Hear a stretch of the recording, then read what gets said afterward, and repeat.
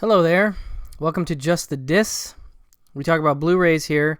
My name's Brian, and for this episode, we're just doing a regular old-fashioned collection update, and I've got a variety of things to talk about, a lot of which I haven't had a chance to watch yet, so my apologies in advance, but a lot of stuff I just picked up, and I want to talk about them being available, and I'm going to get into it with some Warner Archive stuff to start.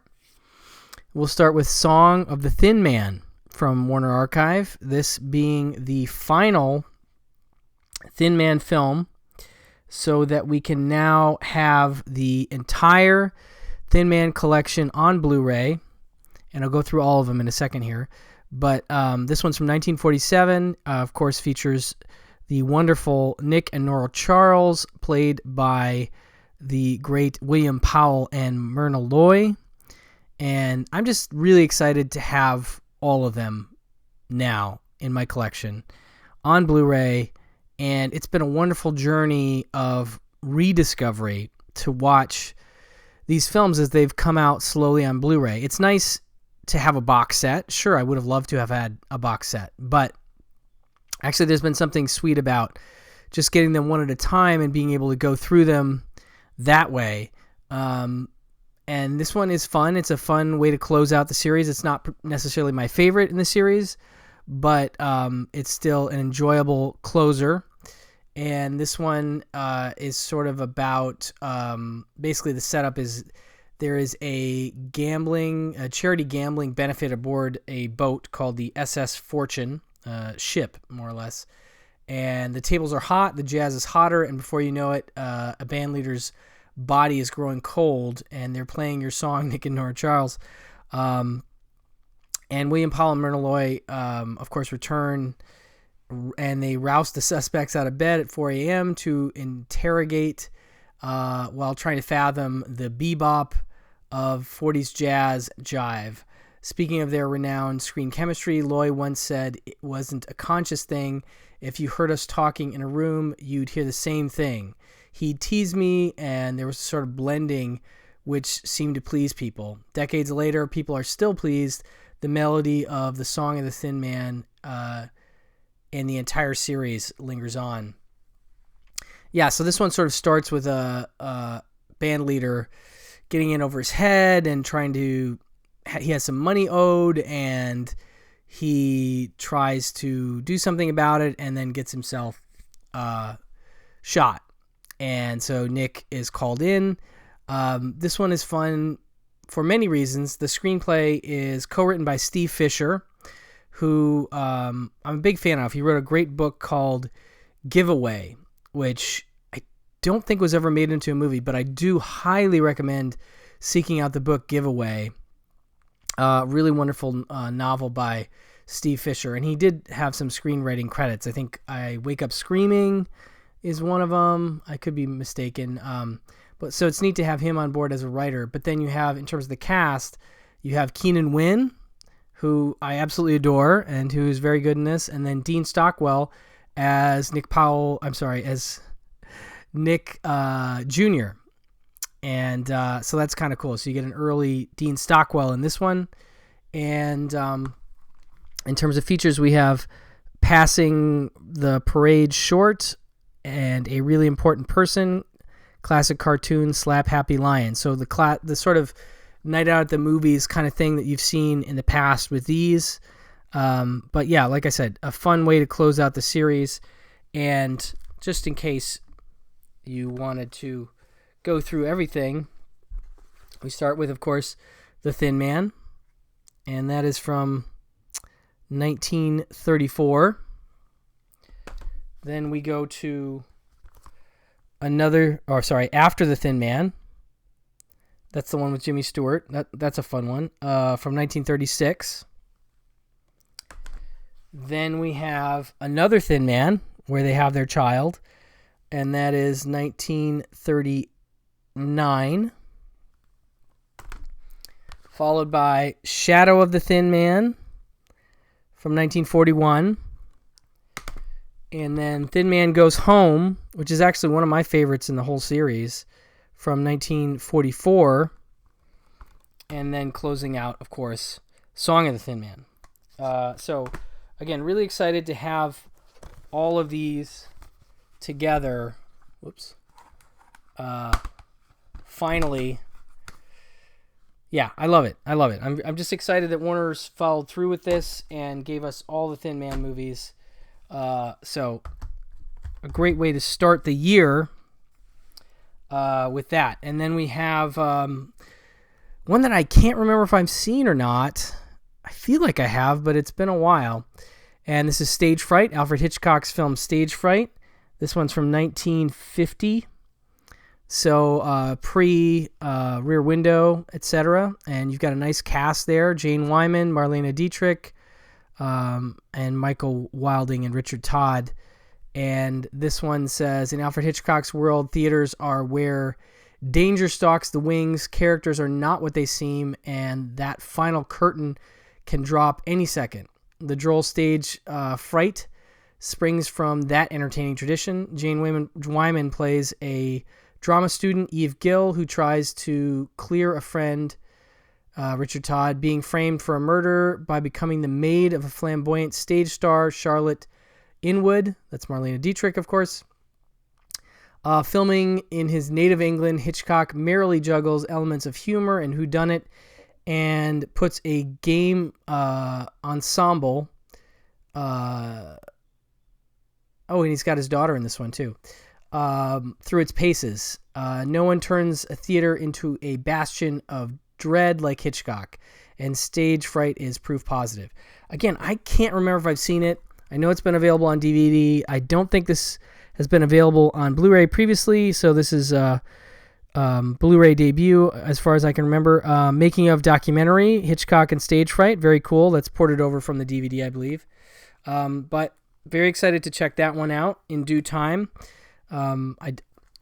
New Hitch on Blu-ray, always a good thing as far as I'm concerned. More pickups. Shock. Mario Bava's Shock. This being his final film, and a good one at that. This one is starring Daria Nicolodi from Deep Red, and she plays a character who moves back into her old family home with her husband and her son from her previous marriage, but they have some strange and disturbing occurrences that transpire in this house while Dora is haunted by a series of nightmares and hallucinations, many of them involving her dead former husband. Is the house itself possessed, or is Dora's increasingly fragile grip on reality originate from somewhere closer to home? Released in the United States as a sequel to Ovidio G. Asanitis' Beyond the Door. This was also known as Beyond the Door 2. It more than lives up to its name, proving that even at this late stage in his career, Bava hadn't lost his touch of terror. Now restored in high definition for the first time, the maestro of Macabra's chilling swan song disturbs like never before. And so I got this from Diabolic, and I can't remember if this was like a limited edition cover or not. I feel like there's a couple covers available for this one, but brand new 2K restoration from the original 35mm camera negative by Arrow. Original Italian and English front and end titles and insert shots. Restored original lossless audio mono Italian and English soundtracks. Newly translated English subtitles. Optional English subtitles. New audio commentary by Tim Lucas. Very excited to check that out. Of course, the author of Mario Bava, All the Colors of the Dark, a book I never got my hands on, but I wish I had. One of those books that's so big you could literally probably take someone's life with it. Something called A Ghost in the House, a new video interview with co-director and co-writer Lamberto Bava, son of the man. Via del Arroggio 33, a new video interview with co-writer Dardano Sacchetti. Sorry, I'm always obligated to say his name like that for some reason. Great writer of a lot of Italian genre films. The Devil Pulls the Strings, a new video essay by author and critic Alexandra Heller-Nicholas. Also great. I'm a big fan of hers. Shock Horror Stylistic Diversity of Mario Bava, a new video appreciation by author and critic Stephen Thrower. This is a just epically stacked disc, you know? If you haven't picked this one up, I mean, I forgot how much good stuff was on this. The Most Atrocious Torture, a new interview with critic Alberto Farina, and TV spots, etc.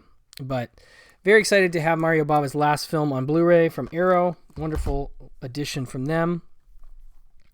Next we have Busting. Now this came out from Kino already, but went out of print, and they've done a reissue with a nice slip cover, and then you have your old artwork on the inside. I think it's the same disc, basically. I don't think they've done a new transfer. If you have the old Busting, all I think you're getting is the slipcover. I could be wrong. But this has a very nice audio commentary with writer-director Peter Hyams. I believe this was his debut film. And it also has an audio commentary with star Elliot Gould and film critic Kim Morgan, which is great. And this is just a really fantastic cop movie, LA cop movie, where Elliot Gould and Robert Blake play vice cops in Los Angeles who take it upon themselves to sort of go after one of the big sort of drug kingpins, I guess, of LA, played by Alan Garfield. And they really get in over their heads. And it sort of just becomes a battle of wills between these two cops and this drug dealer or drug kingpin who's trying to keep his ties hidden. Garfield is really great in this role, and there's a lot of other recognizable folks. I want to say Sid Haig in this. Yeah, Sid Haig's in this movie. But Gould and Blake just have a really fantastic rapport together. I love this movie. It's just one of those great cop movies, early buddy cop movies like Freebie and the Bean or something like that. In fact, I think they've doubled before at the New Beverly or somewhere. They're a great double bill to do now. But this has one of the great foot chases in a movie. Starts as a raid on an apartment, and it spills out into the street and ends up with both Blake and Gould running full bore down the street, ending up at an open marketplace in Los Angeles and having a shootout with a whole bunch of people around.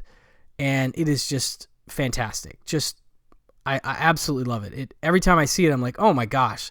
And it's Peter Hyams, who we know has done a lot of stuff since this. The Relic is what's coming to mind right now, but he did a bunch of other stuff besides that. Really great director, but really great moving camera in this film, as well as, like I said, great performances all around. Great LA film. So highly recommended. If you missed out on Busting when it went out of print, now you can pick it up from Kino Lorber, and I do recommend it. So that's next. What do we got here? Okay. This, I discovered this series through Diabolic DVD. It is called Short Sharp Shocks, and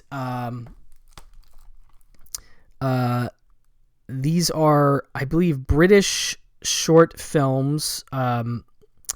Return once more to the heyday of the supporting program with a second cornucopia of eerie, eccentric, and edgy short films. The strange cinematic journey traverses uncanny stories, twists in the tale, low-budget weirdness, stylish spectacle, peculiar public information, monstrous music, and provocative experiment, all with oodles of atmosphere in high definition too.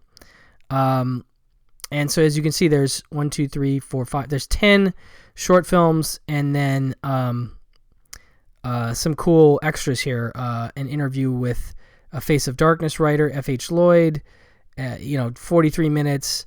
An interview with the Dumbwaiter writer, one of the guys who wrote one of these shorts, Robert Bierman. Making Their Mark. An interview with Mark Lilith, one of the directors. And yeah, just a lot of great features here. Look at that, 217 minutes. These shorts range from 1943 to 1986. And this is Region B locked, as was the first Short Sharp Shocks. It's a 2-disc Blu-ray set from the BFI. And I never knew about this collection until I just happened to run across the first one on Diabolic, a year or two ago. And so the second volume came out. I enjoyed the first volume, so I had to pick up Short Sharp Shocks Volume 2. But yeah, highly recommended if you're into genre shorts, which there is not nearly enough of on Blu-ray these days. But yeah, 10 of those and some nice features. Well worth your time. All right, next we have a couple of the Shout Factory website exclusives. We have Angels Hard as They Come. This one from 1971. I think they're both biker movies, actually. This one is, I think, the more well-known one. It has Scott Glenn in it, among others. Written by Jonathan Demme, directed by Joe Viola. This is before Demme did Caged Heat, I think. 71 is before that. So, New World Pictures, Corman stuff. Where the Angels Ride, mayhem follows a hard-living band of bikers. They live by the rules of the road and a fiercely loyal code of honor, but when they cross paths with the Dragon, a rival biker gang, they find their loyalty tested and their lives on the line in the wake of a violent act that leaves a young hippie woman murdered. Co-written and produced by acclaimed director Jonathan Demme, Silence of the Lambs, and Stop Making Sense, Caged Heat, and featuring early roles from Scott Glenn and Gary Busey. Gary Busey's in this as well. Angels Hard as They Come is a classic exploitation flick as fast-paced as the titular Outlaws bikers' lifestyle. Yeah, there's Gary Busey and Scott Glenn on the back. No features on this one. I know these are a tough sell to people because they tend to be, close to $30. They are limited run. I want to say they do about 1,500. I think this one is still in print. I don't think they've sold out, but I know that these are not something everybody's interested in. I have been trying to get them as much as I can, but I will probably have to stop at some point because it's a lot of money. But anyway, Angels Hard as They Come. I picked this one up. Then we have Bury Me an Angel. And this one I don't think I'd ever heard of. This is from 1971 as well. And doesn't star anyone that I recognize off the top of my head. It says Dag Bandy, Dixie Peabody from Night Call Nurses, is red hot passion and cold steel anger all rolled into one explosive 6-foot frame. A Hellcat with a major score to settle. Faced with the killing of her brother, Dag has been pushed over the edge and onto the open road, ready to make the killer pay. With a pair of sidekicks in tow, Dag roars, brawls, and terrorizes her way across the countryside on a mission of bloody, violent vengeance. God help any man, woman, or child that stands in her way. So, these two came out together, and I have a tendency when I'm ordering one thing to try and order at least two things to justify the shipping costs, which is also a little pricey from the Shout Factory website. I want to say it's like $6.99, which, Diabolic's got it pretty great. I think they do a $5 flat shipping, and I think Vinegar Syndrome does that in most cases. But like I said, I'm sort of hooked on these website exclusives, so I snagged both Angels Hard as They Come and Bury Me an Angel. Next up, we have one more from Shout Factory. We have Old Henry. And this is another one I haven't had a chance to see yet, but comes highly recommended from my friend Elric Kane, one of his favorite films of 2021. You can see it has Tim Blake Nelson starring, as well as Trace Adkins and Stephen Dorff. And he told me about it. Let's see how much the back gives it. Tim Blake Nelson Old Henry tells the story of a widowed farmer and his son who warily take in a mysterious injured man with a satchel full of cash when a posse of men claiming to be the law come for the money. The farmer must decide whom to trust. So I think it becomes kind of a, Rio Bravo, Assault on Precinct 13-ish, siege movie. And Elric just can't say enough good things about it. So I could have, bought it streaming, but I decided, why not get this Blu-ray? So I did, and it has a behind-the-scenes look at Old Henry with the cast and filmmakers, and that's part of the reason I got it. I wanted to get a little extra stuff. But yeah, if you're looking for a fun 2021 movie, I know this one is available to stream as well. Oh, and I should have mentioned Song of the Thin Man, I think, is on Hulu. If you're unsure about snagging the last Thin Man movie, you can check it out on Hulu first. So that is Old Henry from Shout. Then I've got, let's see, what else have we got here? Got a DVD. The Keep. This is the Umbrella Entertainment version of The Keep. This is not available on Blu-ray yet, unfortunately, and I don't know that it will be. So this is Michael Mann's film, sort of a cult item, with a wonderful Tangerine Dream score, and with Scott Glenn as well. All about a mysterious keep, which is kind of like a castle that a group of Nazis take over and start to try to carve out these crosses of silver that are in the walls, and that starts to cause them problems. And Scott Glenn shows up, and he's like sort of a supernatural warrior type guy. There's a really cool effect where he gets off a motorcycle and his eyes flash in this really cool way. But great Tangerine Dream score. This is obviously following Thief, and so Michael Mann had already collaborated with Tangerine Dream, but I love the score to this film. And this is actually my second copy. I got one damaged, so I did get to check it out. The transfer looks pretty good. It's widescreen, and it's a 2:35:1 film, so it's nice to have it in widescreen. Unfortunately, we have no features on this one, but if you're a fan of the film, you know that it's been really hard to see for a long time, so it's really exciting to finally have it available on DVD. I got this straight off of Amazon. You don't have to go anywhere to import it other than that. Yeah, it's a really cool Michael Mann film. They were all drawn to the keep, the soldiers who brought death, the father and his daughter fighting for life, the people who have always feared it, and the one man who knows its secret. Tonight, they will all face the evil of the keep. And I also kind of always love that cover, that artwork. I don't think Michael Mann particularly is... I just feel like he's not as big of a fan of this one. But again, really nice to have at least some release of it in a semi-official capacity. Has Robert Prosky and Ian McKellen.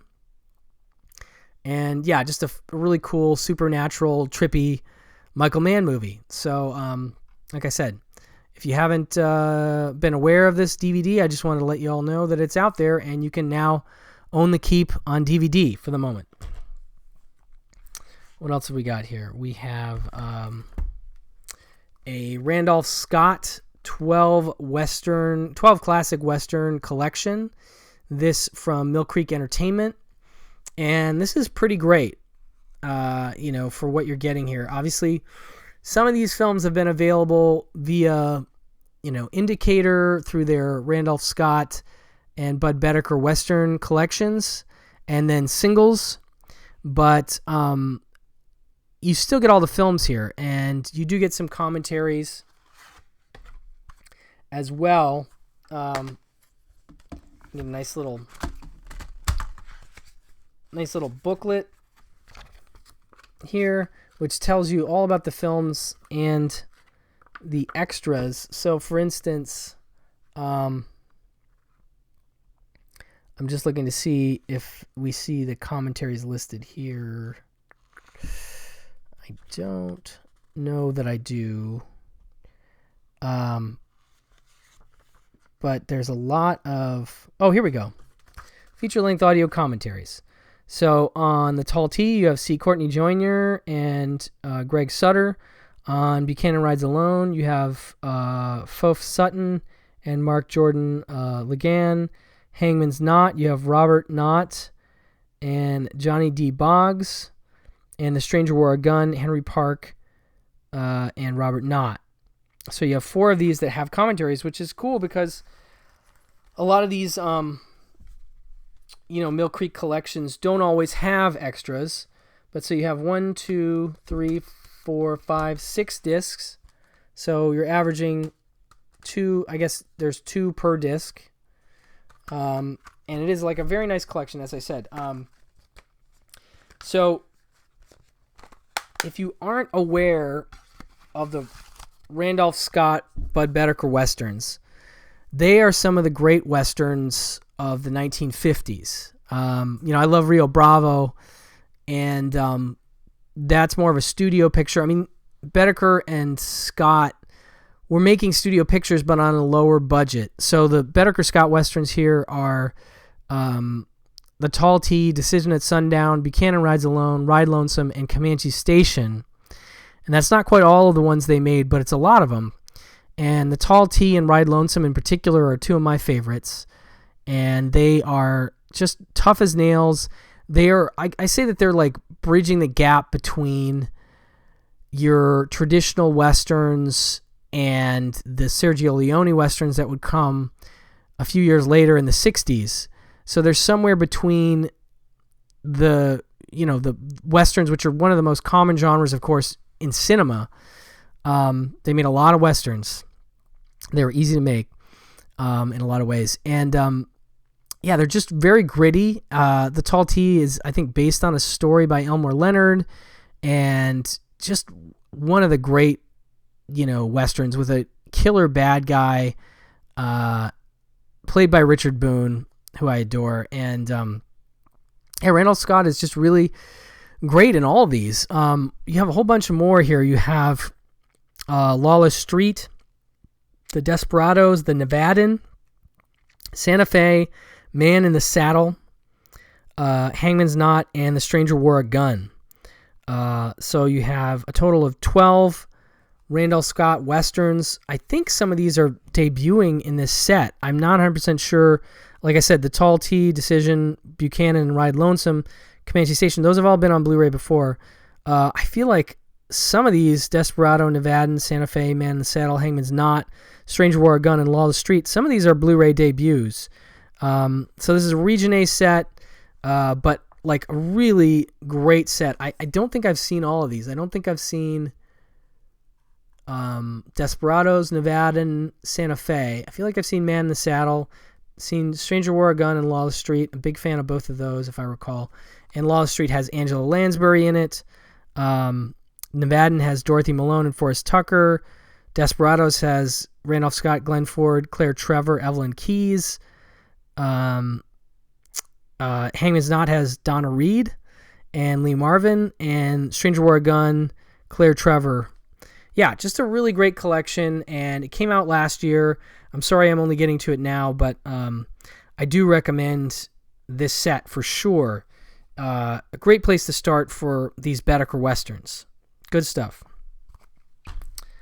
And then, I'll close out with one more DVD. This is another one that Elric put me onto, Luigi Bazzoni's Footprints on the Moon. This one is only on DVD at this time, as far as I know. This is from Shameless Entertainment, and it is available on Amazon, and it's a Region 0 DVD, so it should play in U.S. players. But this one, it says, lose yourself in the previously thought long-lost classic thriller that is Footprints, never before released in the UK and unavailable worldwide on DVD until now. This exclusive rebuild edit is not to be missed. In this masterful, surreal, and extraordinary film, Florinda Balkan plays Alice, a young translator who finds the real world slowly merging with her nightmares as she tries to solve her memory loss of the past few days. A postcard leads her to the island of Garma, where the people there not only seem to know her, but also her vivid dreams of an astronaut left behind on the moon becoming steadily stronger. Directed by Luigi Bazzoni, the Fifth Chord, and boasting chillingly atmospheric cinematography by Vittorio Storaro, who of course shot Apocalypse Now, but also did some great Italian films, including The Fifth Chord, I believe. One of the great cinematographers of all time. Footprints is the loneliest, most haunting, and beautiful giallo you will ever see. Looks like there's shameless rebuild edit of the film, optional English and Italian audio, and some trailers. So not a lot in the way of extras, but like I said, this was one I just wanted to check out, and the DVD wasn't too pricey on Amazon, so I grabbed Footprints on the Moon, and that'll do it for this collection update. Hopefully there's some stuff in here for you folks to check out and enjoy. Thank you as always for your time, and I will talk to you very soon. Bye-bye.